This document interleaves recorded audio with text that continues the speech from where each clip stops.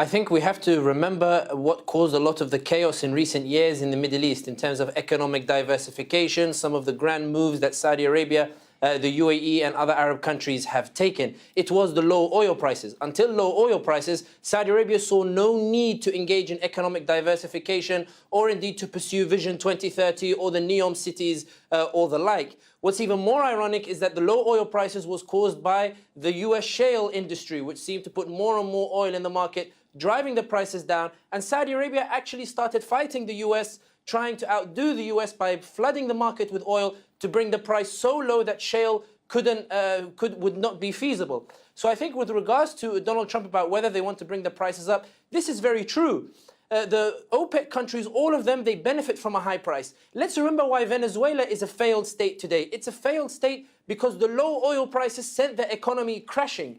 A high oil price gives reprieve for a lot of these countries, these OPEC countries, who are suffering from the economic difficulties as a result of years of relying on oil. So in other words, when the oil prices start going back up, these OPEC countries find that they have more revenue, they have more money in order to enact infrastructure projects or the like within their particular countries. So in short, what's particularly ironic is that the US, which forced a lot of these countries to bend over backwards as a result of the low oil prices, as a result of the shale oil industry, is now demanding that the OPEC countries bring the oil prices back down once more and to suffer further as a result of Donald Trump being scared of what might happen in the midterm elections.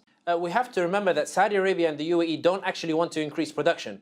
Saudi Arabia has been giving lip service to Donald Trump until now. This is not the first time that Donald Trump has asked Saudi Arabia to increase production. There was a tweet a few months ago where he said that Saudi Arabia had promised, and then that tweet was removed later on, or he went back on that particular tweet. Saudi Arabia does not want the prices to go down. Why? Because the investment that they expected in Vision 2030, the Aramco valuation that they had was not what they expected. The amount of money that they expected to come into Saudi Arabia from these various economic projects has not matched their expectations. So in other words, the higher the oil price comes, the more of a buffer, the more of a cushion that they have in order to come up with a new plan, in order to assess their situation and how to come up with a better solution.